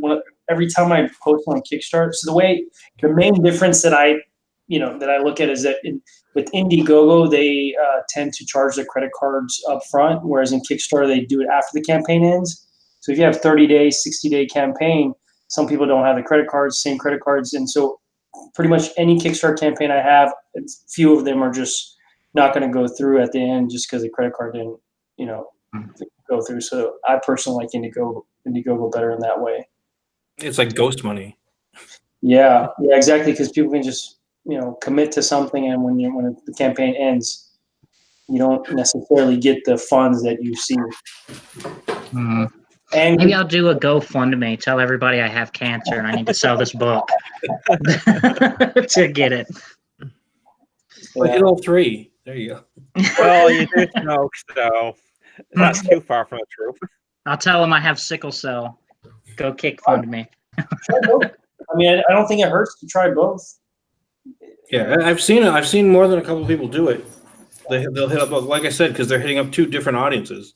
Yeah, but I don't think I've ever spoken with someone who's done both of them, so I don't know what that would entail or, The I can tell you if you've ever seen a book came out called The Savage Sasquatch, came out recently. Look that one up because that guy did both. He actually got fully funded on Kickstarter and then was like, "Oh, I bet you I could get more money and more bigger audience if I came over to Indiegogo." And he just ran like a 2-week campaign on Indiegogo. You got funded on that? Yeah, he got. You got funded on Indiegogo as well? what is with Sasquatch comics? They're all in the rage right now. Yeah. I'll just change all of the nobles into Bigfoot. Like Northcott did both Kickstarter and Indiegogo. She launched Indiegogo right after the Kickstarter because she was questioned whether or not she'd have an Indiegogo campaign to go with it. Like I said, that Sasquatch guy, he got fully funded on Kickstarter, and then I'm looking at it I'll now. run an Indiegogo campaign and get more funding. And he had specific covers. He had his Kickstarter cover if you backed there on Kickstarter, and then he had an Indiegogo exclusive cover for the book. Yeah, I'm looking at it now. He does have an exclusive for Kickstarter. This looks pretty good. Why didn't I know about this before? Like I said, he only ran his campaign for like 2 weeks. I'm gonna make all of the nobles Bigfoot and just make bank. Very good. But to me, I see Indiegogo and Kickstarter as another avenue of getting readers. We talk about social media and whatnot. I've seen Kickstarter and Indiegogo also a great resource as well. They are different people who would do it. I've seen to find the Indiegogo people are more the Twitter folks, and Kickstarter are kind of like all over the place. You don't know who you're going to get, but it's just to expand your readers. That's always been my focus on how can I reach out to more readers. He only made $265 on Indiegogo though. Well, to me, once you've got this comics printed, it doesn't really matter about the how much you're making off of it, as long as you can reach out to more readers. I don't know what his politics were because there was a guy on Kickstarter. He did a book called The Baboon, and it looked really good. And I reached out to him. I'm like, hey, I do the show, and I'd love to interview you about your book. And then I mentioned that I was Comicsgate, but I said none of that has to come up. I mean, we don't have to do, And he was like, yeah.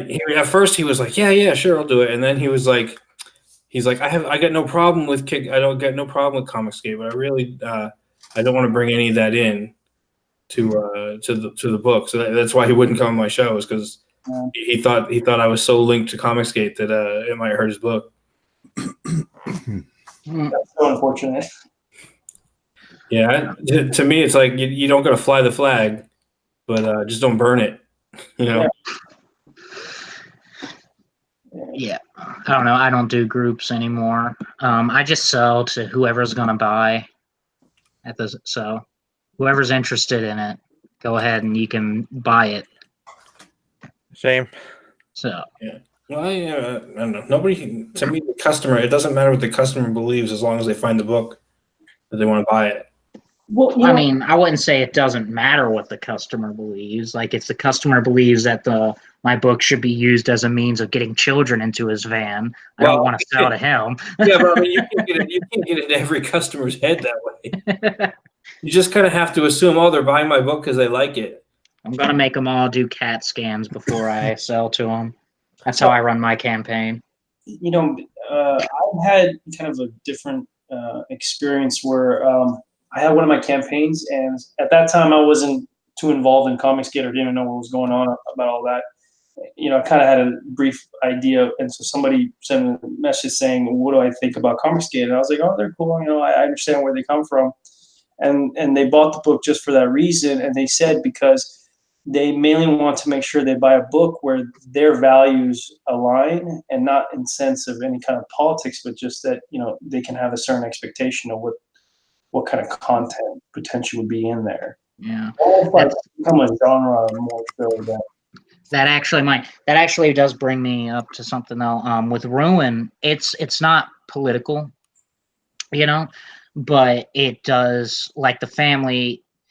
How do I put this? It's not political. I don't talk about politics or anything, but it's obvious that the family's right wing. Early is very much. They're a very traditional family.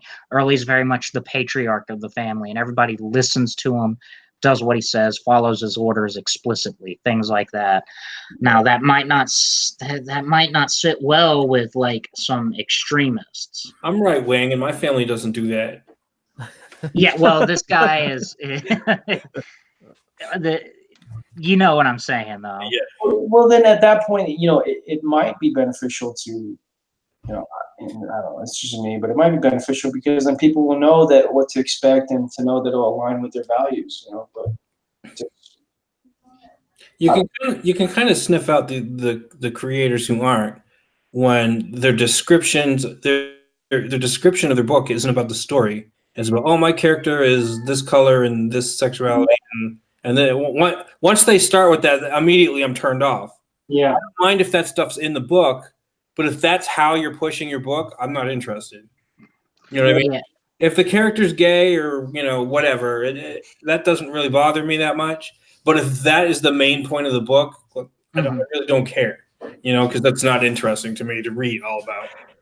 Yeah, I mean, for me, I'm just, with my book, I don't know, I just don't, that's one of the things I have to consider, which one is more left wing, because or which is left and which is more right, because the left leaning people, they ain't gonna like seeing a strong, albeit a bit eccentric, to be polite, father figure, you know, who's a real gun nut, you know, is loaded down with guns every which way. and also I think with IndieCron, you know, I think that's a good resource as well to promote comics. Weren't they just doing Comicsgate books though, or did they stop doing that? They're just Comicsgate. That's all I was going to mention. But Yeah. so I think you missed out on an opportunity over there. Yeah. Well, it's too late now. Well, they're starting up indie. What is it going to be called? They're going to do another website that's more Indie focus. open without having to use the Comicsgate moniker. Yeah, because I don't want to do groups or movements anymore. Mhm. I prefer just to do my own thing. That's true. But it's almost like you can't be neutral anymore. I don't know. Kind of things come up. They're like, you're either this side or that side, you know. But I don't necessarily agree with that. I think that what you have going on, a lot of what you guys are identifying is really on one platform of social media. The majority of the people that I encounter don't have a clue. People who have been part of CG have come up to me and they're like, hey, you know, thanks for being positive, thanks for being a good guy, whatever. They don't talk about it. They just talk about the art, the book, the concept. This is cool. Can I buy some prints? That's it. I think some of us have engaged a wider audience with or maybe a sector of our audience that maybe is a more volatile or more vocal element, but I really do think that people just want good stuff, and it's you know, I'm listening to you guys talk about the story and everything. I almost interrupted and said I think you should keep most of your story content private or mysterious. Get that pitch strong so that they're interested, their curiosity is piqued. And then if your characters are well-rounded characters, then whether they're liberal or conservative, it's going to be part of the narrative, not part of not necessarily something you're trying to convey. The more you the more you think about it that way, the more you're going to be like, should I say this, or should I say, just let the characters talk for who they are.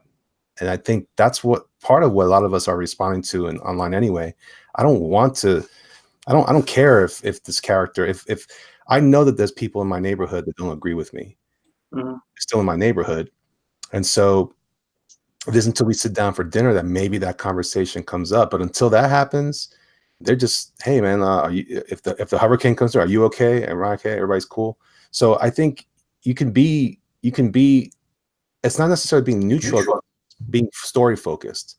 Just be excellence focused, and let your story tell the story of those characters in their world. Mm-hmm. You know, and that's what we're trying to, because I've seen a lot of movies where I'm like, oh, that's clearly a character that wouldn't agree with me, but they're not real people anyway. This is just part of their story, and either I'm invested in their story or I'm not. Yeah, and like piggybacking off a part of that, yeah, I definitely agree.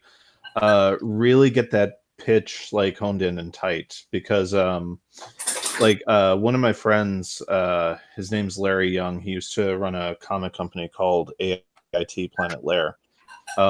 His thing was always, whenever someone would like walk up and try to pitch him a book to, for him to publish, his thing was always like, when it would go on longer than like 1 or 2 sentences, he would say, hey, tell me what Star Wars is about. And they would always say like, it's about a farm boy who, goes off into space and saves the universe from like the Empire.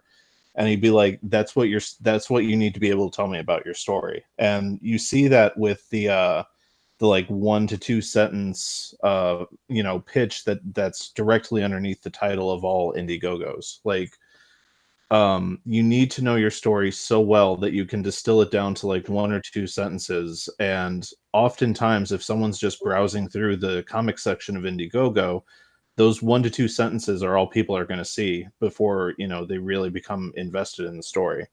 So you got to be able to hook them like that. Yeah, I was just thinking about that since you mentioned that. I was watching, I was going through Netflix or Amazon Prime, either one, and underneath each title, there's a brief little quick blurb. Right. And it's that interest, you pique their interest enough to want to take another step further. At least the first act of your story before they decide they want to bounce or not. But I think that's important. I mean, I didn't give a great pitch early on, just verbally, but I think the pitch in the campaign was tighter. It was a lot tighter, and we wanted to make sure that when you read it, it just was an easy thing to read and get in and get out.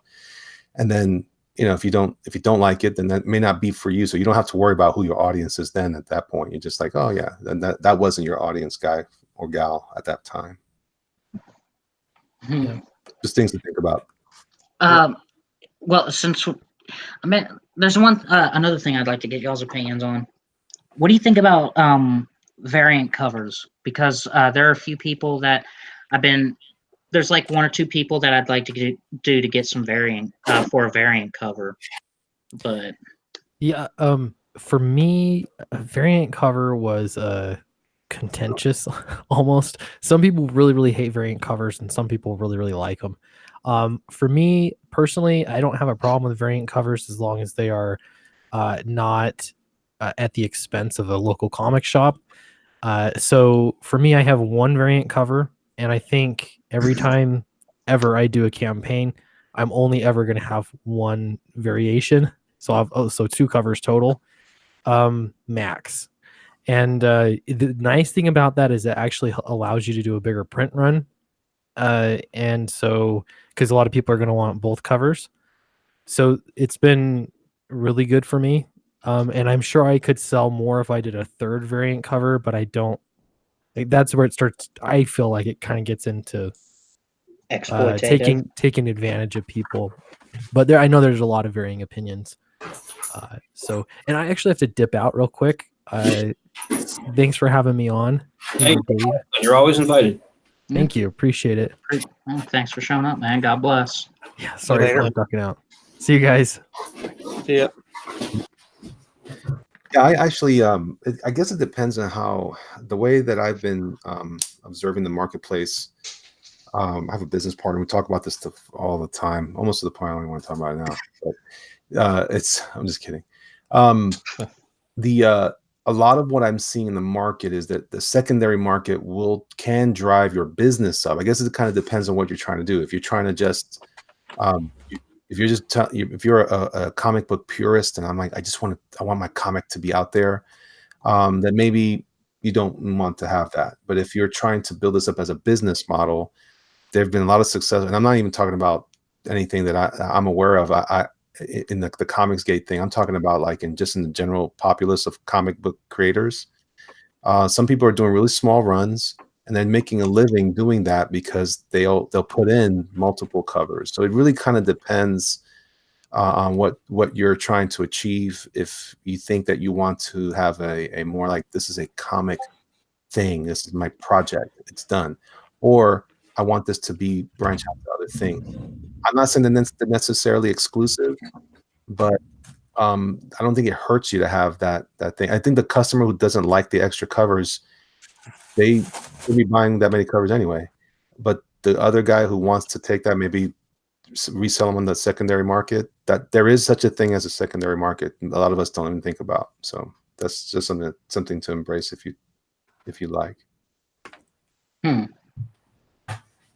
Yeah, for me, I mean, I never even thought actually. I mean, I've thought about secondary market for some stuff, just buying extra books to think for that. But for covers, I've always been like, all right, one, okay, maybe two, because it's you reached a goal and it's really special. Like with Denal's book, when he got the Rob Willis cover, and I was like, oh man, I already backed the book, and I really can't back it a second time. But that was, I mean, that to me, if they had that cover, they would have sold so many more books. And I don't mind a secondary cover. Now that you mentioned the secondary market, I mean, I guess it makes sense to, sometimes go get a few extra covers. Yeah. And that's really the business model that the bigger companies are employing. If you look at how many new covers of the Cat covers for Captain Marvel or whatever, it's really just a way to kind of get more stuff. So all these little guys are doing just kind of borrowing the same pathway to the same success, I guess. Mm-hmm. I mean, here's the thing: we could criticize these companies all we want for the content, but at the end of the day, they're still in business and they're still solvent. It depends it depends on what you're trying to accomplish, I guess. And like I said, it's not even those guys I'm talking about. I'm talking about real little guys that are making a decent living in the secondary market. But it's not a lot. Everyone's doing it, so I guess it depends on the content of the material, the audience that you're bringing in, and if you do invite someone to do a cover, it probably should be someone that you think will bring their audience with them. Yeah.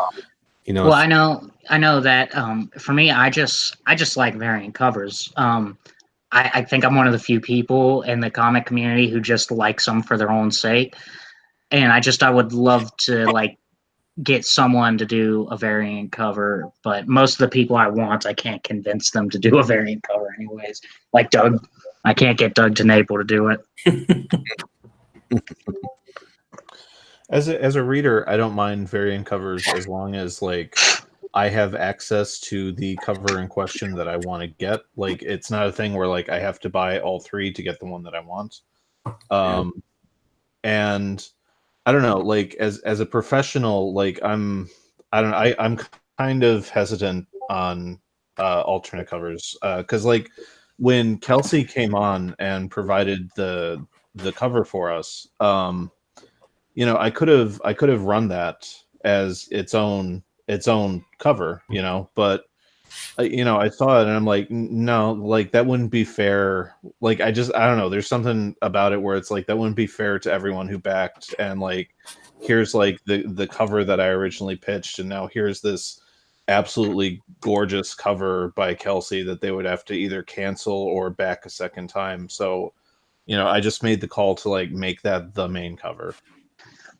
Isn't there some way on these platforms to like where you can have like a variant cover and both covers cost the same price and they can just choose to buy one or the other individually?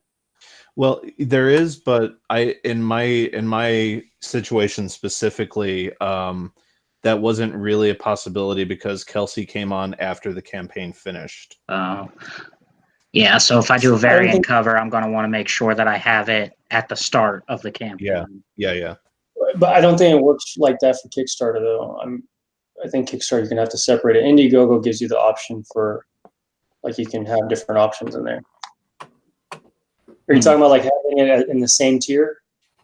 Yeah, like having two variant covers, I'm sorry, having one cover and a variant cover, both cost about the same price, and like people who don't want to have to buy both, who don't want to buy both, can like choose which cover they want without having to shill extra money for it. I don't know. I know that when Mike Miller started adding more covers, I was like, oh, it's kind of a pain. I only want one book or whatever. Yeah. Kind of a pain in the butt for me to cancel my credit card, or not cancel the credit card, but refund, and then go for another cover, and then he put out another cover, and I'm like, well, maybe I like that one better. Yeah, no, I'm not. I'm definitely, because I think more than two variant covers is exploitative.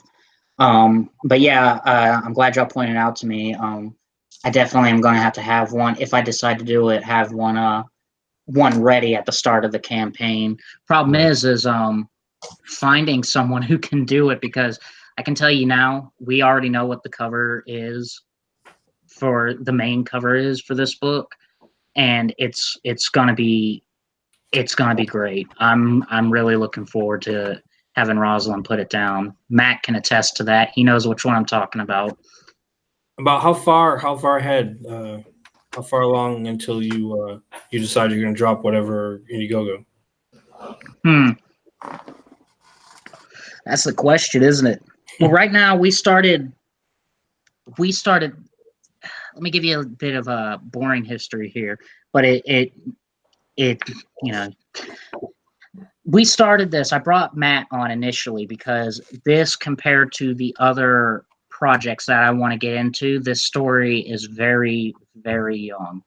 And the reason I decided to do it was because I threw the pitch out there under my my good friend's Twitter, before he was unjustly banned for calling Eric Larson a brain dead, retarded monkey. He threw that pitch out there for it, and it just blew up. Everybody was like, when I initially threw that pitch out, everybody I knew who was following me at the time loved the idea. They wanted to see it. And I'm still, real high on it, but at the time I was really high on it. So I went to Matt and I was like, hey man, help me out with this because it's still young. So the point I'm getting to is that this story is still very young, and I'm not exactly sure when we're going to drop the Kickstarter. The reason that we're doing the building the audience now, though, is because we're so small. Like, I can't do like Ethan can or Doug can and just be like, do a live stream and be like, hey, I'm doing this comic, and then just get hundreds of people backing it. So I need to start building. So I was like, I was telling them that we need to start building an audience like almost immediately. So I can't tell you exactly when we're going to be dropping that crowdfund. Yeah, it's like Jimmy took a year to build up the hype for Little Girl Lethal. Yeah. And look where that got him. So yeah, so I mean, it's getting numbers as fast as you can. Depending on, I mean, if you still got a lot to do with the story, a lot to work to do on the comic, then it's actually a good idea to start. This is where you can start talking about your book, and then start getting on other people's shows, or doing what you can on Twitter with your with the friend being canceled and all. But just trying to put your stuff out. I would say post a lot of images, talk a lot about the book, especially since the name of your account is your book. So you want to post a lot about your book, and Yeah. a lot of pictures, and keep people up with the progress. And slowly you'll get people that'll be like, "Oh, that looks neat," and they'll pop on. Well, if you don't mind, I do have some works and progress. Sorry, I can't speak. That my artist is working on. Oh, but I don't have them on this computer because I'm an idiot. But here we go. Hey, I gotta get going, guys. Hey, Yeah, here's the Spider Walker, a rough sketch of her. I'm pretty proud of her design. all right. Well, hold on. Jerkmonger's got to leave. Make sure you check out his Doom Kicker, Doom Kicker. Make sure you check him out Thursday nights on Paranormals. Make sure you check him out every morning, or I guess every night now, on Doug's show. And you do your own thing every once in a while too, I imagine. Trying to. Listen, I want to wish you a lot of luck on your project. Is it Vile? Is it V? It's Vile, but you can call me VD because I think that's a funny initials. I think those are funny initials. Those are no, seriously, good luck, man. I really like what I'm seeing so far. So I appreciate you. Thank you. I appreciate all you guys. Thanks so much for having me. And thanks for coming on. I really like having you on. Right on, man. I appreciate you guys. I'll talk to you guys first. Thanks. All right, take it easy, man. Well, I need to go get a drink. Before I do, I was wondering if anybody had any questions about the comic. Any questions at all? I don't know. We've asked a bunch. Is there anybody in the chat, maybe? Well, I meant like about the story or the characters or whatever. I don't know. You gave quite a bit. Yeah, no, good luck. I think you're doing the right thing. You're building an audience the right way. And just keep at it. All right. I'm gonna be right back. I need to get a drink. I just ate a bunch of fried chicken and I haven't had a drink afterwards. So I'll be right back. Yeah, no problem. Yeah, it's really interesting to hear everyone's perspective on how to get audience. It seems like everyone has a different edge to the way they do it. So well, it's an individual thing because everybody's book's unique, really. Yeah. I mean, you could say, okay, a whole bunch of superhero books, but even that, a lot of people, different stuff appeals to different people. Right. Exactly. Building an audience, just getting something. It's almost like you do something unrelated. Like Ethan did the Star Wars stuff, and Doug just puts on a big show when he does his thing. And I think it also takes a little bit of time and patience as well, because those guys, they've had a following from before as well. And for me, I'm just trying every avenue I can. I tried doing YouTube, but that requires a lot of commitment.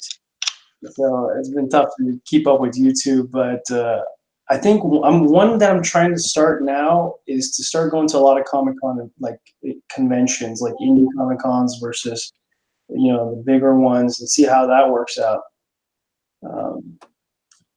So that's kind of what my focus, because I think there's some comics I see on a Kickstarter. Like, have you guys heard of? I think they're called Charon Comics or Karin Comics, something like that. They post. I've never seen them on Twitter posting anything.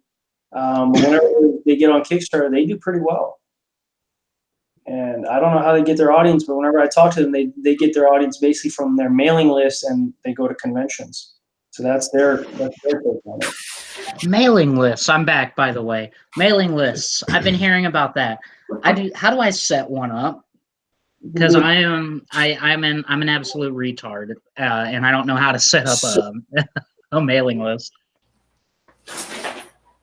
I use MailChimp. Because MailChimp is you can get like 1,000. You can store 1,000 users without having to pay. So it's a really nice resource, and you can, because there's a law where you can't basically cold call, or you can't mass email unless you have the specific information on the bottom to where they can unsubscribe. So MailChimp handles all that stuff, all the regulations that's required. They'll handle that for you. So whenever you send out mass emails, they'll have the unsubscribe in the bottom generated. And plus, you can have it to where you can schedule it. So it's a good resource. It's called MailChimp. Yeah, chimp. like the chimpanzee. Yeah, correct. Yeah, And I think, their logo too. yeah, I think that's what Shearer and Doug and I think Elliot's got the same thing. I think it's all MailChimp.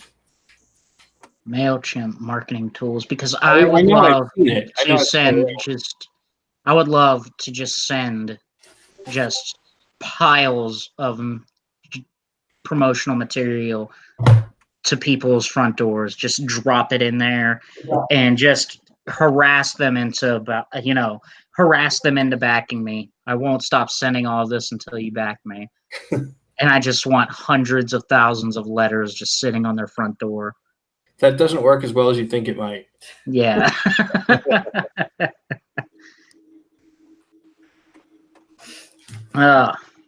Yeah, It's like those penny saver envelopes. Most people just throw them away instead of pulling out the coupons. Yeah. I don't know how. Like, so I've been taking real estate classes recently. Actually, I'm applying for my real estate license as well.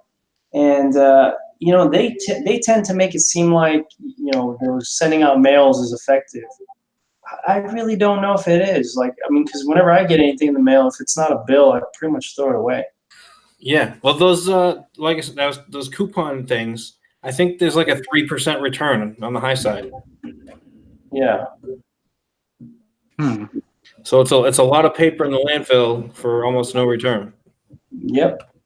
I mean, I could mail them anthrax and then tell them I have the antidote, and you have to back my book for it. Huh? Not the envelope. Make that a tier. Yeah, there we go. Antidote for anthrax. There you go. All right. Matt, you just need to shut up. You're talking way too much. Well, VD over here has all the information in his head, so You're the reason Elliot. You were just talking over too much. We have weekly meetings, and I was telling him the exact same thing. He just doesn't talk. Well, my dad would like him, but my dad tells me I talk too much. He's like, if you talk too much, you talk stupid. I'm like, all right, Dad, I probably need to cut it down there, I guess. I don't know. well, Matt, yeah, and we just got the email from Kickstarter that the funds will be arriving in a few days. Oh, good. yeah, congratulations, man. Just a successful Kickstarter for them, man. They really just they knocked it out of the park. Yeah, first try too, which is I really thought that we were going to need to do 2 campaigns before becoming successful. What was the goal for the campaign? 6,000. Wow. No, that's really good. That's pretty That's great. The first try, that's really good. Yeah, well, I had good partners in it. Yeah, and they were offering a hell of a product. They get 3 books for that. All kinds of different, swimsuit special prints and, body pillow and, a fleshlight. Well, we did have a swimsuit poster involved, but none of the other stuff. I'm curious if any of you guys tried doing Facebook ads to promote. I don't know that I want to do Facebook. No, trust me, I spent a lot of money doing it. It resulted in nothing. Yeah, like I haven't done Facebook ads necessarily, but like I spent a good 2 weeks just diving deep into all the comics boards and the comic artist boards and the art for sale boards, and all of it's just a giant waste of time. Yeah, I remember Jim Healis talking about how Twitter he paid for Twitter ads, but they refused to run them. Really? Yeah. I thought he did. I thought someone did some Instagram ads for you in the Mythoverse as well. Yeah, Dan did it for the Instagram account so that we could raise our viewership. I don't know how effective that was in terms of giving us backers, but a lot of our pledges came from Twitter, but the most amount of money raised were from spammy Facebook groups. Are Interesting. you telling me I got to use Boomer Book? Yes, What is Boomer Book? Facebook. Oh, I'm considering. oh, something else. Well, now another one. Jeez. I'm considering when I'm ready to drop my book. I don't know. Peter Samedi was in the audience. I don't know if he's still in the audience, but actually putting out a full page ad in one of his books. Yeah, we did that as well. Book audience. We did that for the Vifoverse, and I don't know how successful it was, but I'm pretty sure we got some backers from it. Well, the Metal says it's like TV commercials. Hardly anyone actually watches them or purchases what's in them, but the few that do are worth the cost. Oh yeah, and if That all depends on the product. Because I like everybody's going to go to McDonald's at some point. So how much does a McDonald's commercial on TV actually help? But a McDonald's commercial on your car radio, that's something else because you're already out and about. I don't know. Flex Tape did pretty good. Flex Tape did pretty good with TV ads. Well, like I said, it depends on the product. What's going to do well on TV? Like with that one, I mean, nobody demonstrates a Big Mac. I mean, they eat it, but I mean, you either like a Big Mac or you don't already. So seeing it on TV, maybe if you're hungry, you're like, oh, I'll go out and get McDonald's. But if you're driving around in your car and a McDonald's commercial comes on the radio and they play some popular song in the commercial, then that's going to get you hungry. And then you're going to be like, oh, I'm going to go to the nearest McDonald's, which is usually 5 miles away. So don't print my book on licorice.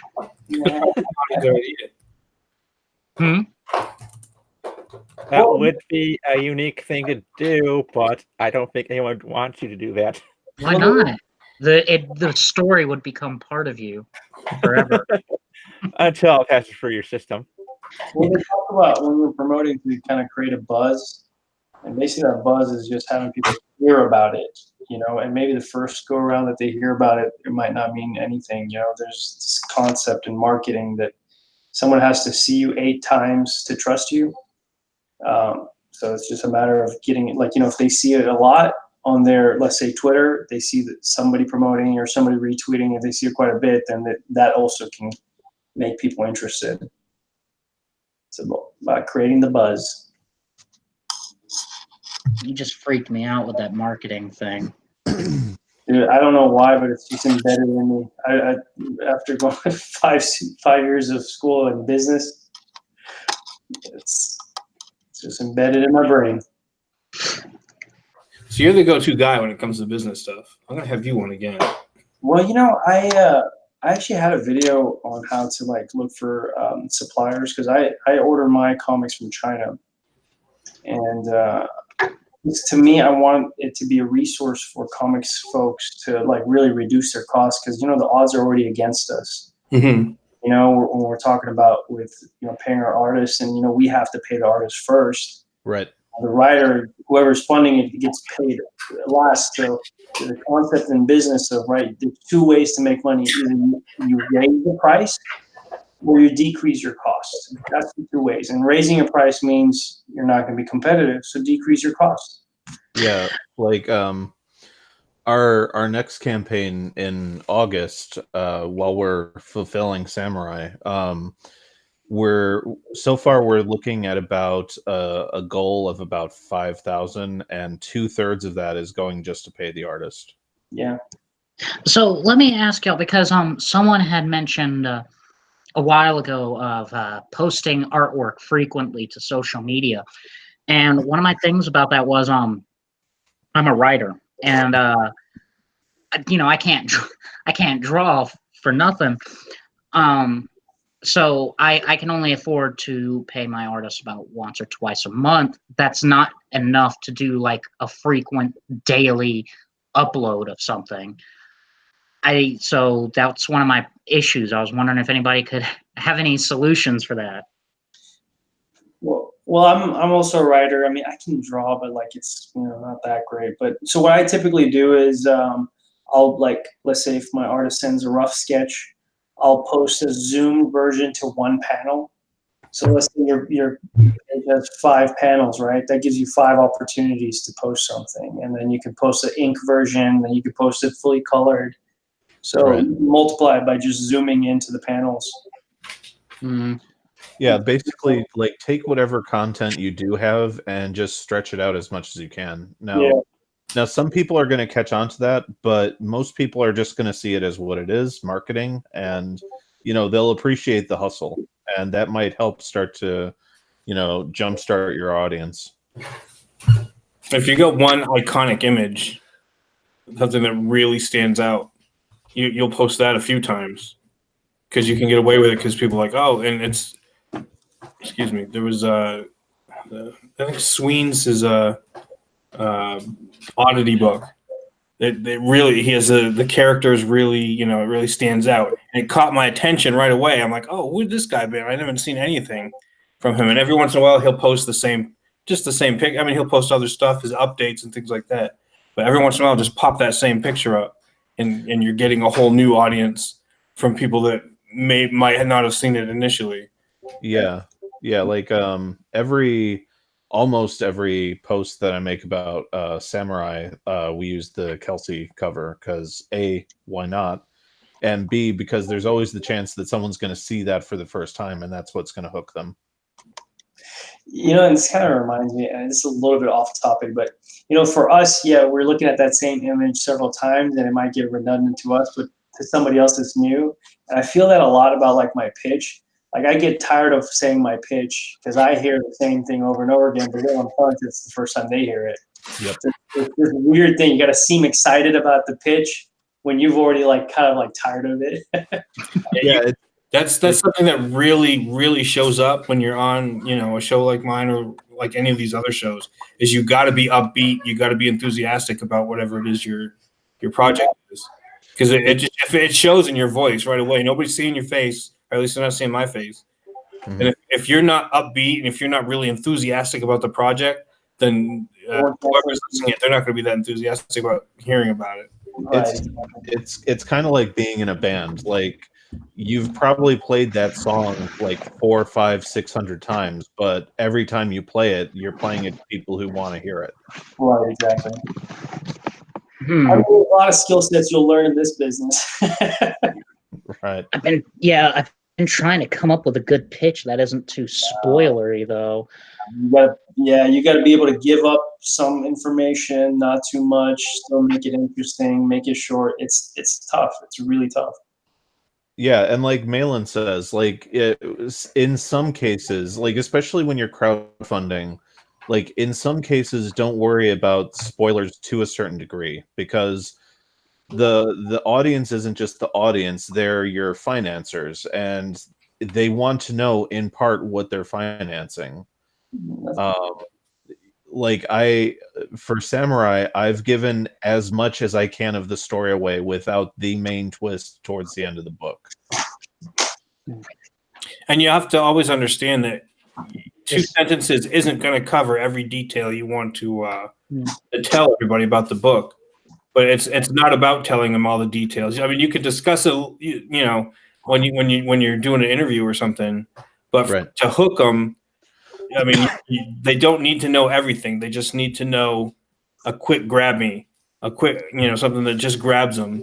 You can't worry about that. Oh, they're not going to understand that this happens in the book and then this happens in the book, and they just want to know the quick basic. So something like the sky is gone, everything is dead, Aunt Agatha is calling, and the nobles are struggling to survive. I don't know. Or I need to work on it. Oh yeah. Yeah, like workshop that. Like I think that's a good starting point to start whittling away at a really tight, like 1 or 2 sentence pitch. Yeah, I try to like think of like commercials and trailers that I've seen, and like the old ones, like imagine a world without the sky or something like that, and kind of play it in my head. I don't know. It's hard to tell. Like then you can come to a pitch that you think is good, but it's hard to say if your audience likes it. I guess sales speak for that. I don't know, but real quick, off topic. You mentioned a twist at the end of the story. Is it that they aren't birds and evolution is all a lie? Is that the twist? You got it in one, man. You got it in one.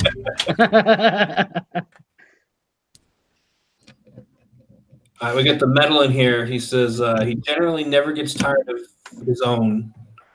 He has a printed copy of each finished chapter so far, and he rereads them all the time. He can pitch it forever for his own project. Oh, nice. That's called passion. Yeah. That's tough. I find it hard to reread stuff that I've written because I'm my own worst critic. Well, for me, I have like 10 projects that are on my roster that I'm like kind of focused on. They kind of all tie in together eventually. So I'm like already ready for the next project to get it out because I really want people to read this one and then it connects to the next one. So, but you gotta be enthusiastic, excited. I have a lot of fun doing these when I go to like these Comic Cons because you get to have face-to-face interaction and really get to see the expression of when people are like, "Okay, you can stop talking now," or you really get that feel of what works and what doesn't. All right. You know what? With that, it's getting kind of late now. It is. I need to shower. So let's for everybody that's here, make sure you back Doom Kicker. I'm sorry, Elliot had to leave early. Make sure we got how much time do we got left on Samurai and Dinosaurs? So we're keeping the store open until the first week of July. I'm thinking July 8th is when we'll 100% shut it down. What I've been going on Twitter about the past couple of days is we're really pushing.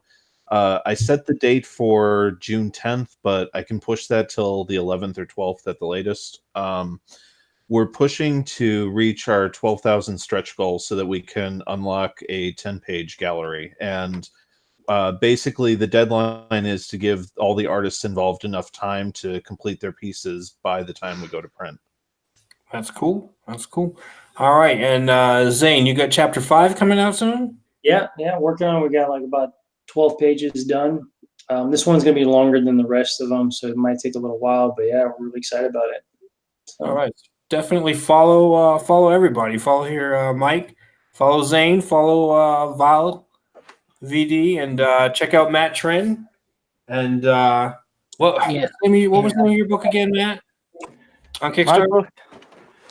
My book is part of a shared universe called the Mythoverse, and the title of my book is Mythics. All right, and that's on Kickstarter under Mythics.